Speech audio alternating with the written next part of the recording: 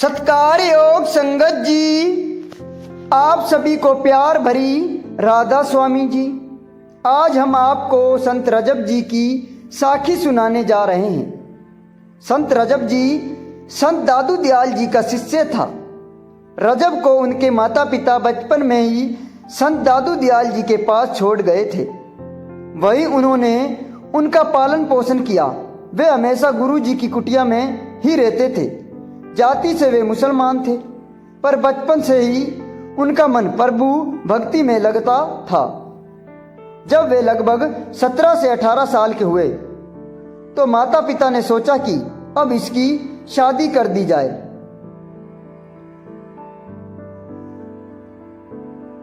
नहीं तो ये पूरी जिंदगी विवाह नहीं करेगा, क्योंकि इसकी रुचि तो बचपन से ही भजन सिमरन में है।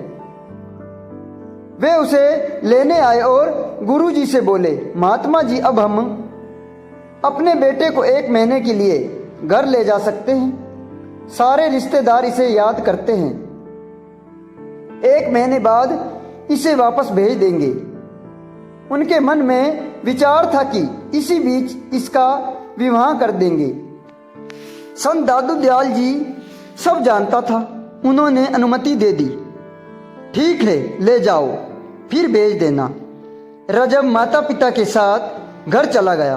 घर पहुंचकर सब रिश्तेदारों से मिला। एक लड़की पहले से देख रखी थी। लड़की वालों ने देखा तो रजब उन्हें पसंद आ गया। जल्दी ही विवाह की तारीख तय कर दी गई। रजब बोला, मुझे पहले अपने गुरु की आज्ञा लेनी होगी। घर वालों ने कहा, गुरु मना नहीं करेगा। सब शादी करते हैं और भगत भी शादी करते हैं। तुम बारात लेकर गुरु जी को भी निमंत्रण दे देना। विवाह के दिन आया। रजब को दूल्हे की तरह सजाया गया। माथे पर मोर पंख का सेहरा बांधा था। बारात चली तो रास्ते में गुरु जी की कुटिया आई। रजब बोला, मैं पहले गुरु जी से मिलूंगा। वे अंदर गया, प्रणाम किया। गुरु जी भजन में लीन था। आवाज पहचानकर आंखें खोली और उसके माथे पर सेहरा देखा। तुरंत बोला, अरे रजब, तूने किया गजब। माथे बांधा मोर, जाना था हरि से मिलने, चल दिया नरक की ओर। ये वचन सुनते ही रजब पर असर हुआ। उसने तुरंत सेहरा उतारकर गुरु जी के चरणों में रख दिया और बोला, मैं विवाह नहीं करूंगा। मेरी शादी तो गुरु से हो चुकी है। बारातियों ने बहुत समझाया, पर वे नहीं माना। अंत में उनका छोटा भाई दूल्हा बनकर गया और विवाह कर लिया। रजब वहीं रह गया। गुरुजी उससे प्रसन्न हुआ। उन्होंने उसे अपना उत्तराधिकारी बना दिया। कुछ समय बाद संत दादू दयाल जी ने देह त्याग दिया और अपनी गद्दी रजब को सौंप दी। एक बार गुरुजी कहीं जा रहे थे। रास्ते में कीचड़ भरा था। दूसरा शिष्य बोला, हम पत्थर लाते हैं, आप उन्हें पर चलकर निकल जाना। तभी रजब आया, हाल पूछा, फिर तुरंत कीचड़ में लेट गया और बोला, गुरुजी, मेरी पीठ पर पैर रखकर निकल जाइए। गुरुजी उसके प्रेम से बहुत प्रसन्न हुआ। एक बार रजब को अपने बल पर थोड़ा घमंड हो गया। गुरुजी स्नान करके चौकी पर खड़ा था। बोला, बेटा, अंदर से मेरी खड़ाऊ ले आओ। रजब बोला, मैं आपको चौकी सहित उठा ले चलता हूँ। गुरुजी ने मना किया, पर वे नहीं माना। जैसे ही उन्होंने उठाया, चौकी हिली तक नहीं। वे हैरान रह गया। समझ गया कि यह गुरु की लीला है। तुरंत चरणों में गिर पड़ा गुरुजी बोला, अहंकार मत करो, गुरु की महिमा अपार है। संत बताते हैं कि सुख दुख कर्मों के अनुसार मिलते हैं। जैसे मौसम बदलता रहता है, कभी गर्मी कभी सर्दी, वैसे ही हालत भी बदलती रहती है। पर संत सदा एक समान नहीं रहते। एक बार एक स्त्री अनाज पीसकर आटा ले रही थी। एक बार एक स्त्री अनाज पीसकर आटा ला रही थी। रास्ते में फिसल गई और सारा आटा कीचड़ में गिर गया। वे रोती हुई संत के पास आई और बोली, जो दाना मैं पीसती पीसती खाती रहती वही बचे, बाकी सब मिट्टी में मिल गए। संत बोला, ऐसे ही जीवन में काम करते रहो और साथ साथ प्रभु का नाम भी लेते रहो, वही साथ जाएगा। मन बहुत चंचल है, इसे बस में करना का उपाय नाम सिमरन है। करोड़ों उपाय कर लो, मन नहीं मानता, पर जब अंदर नाम की धुन लगती है तब शांत हो जाता है।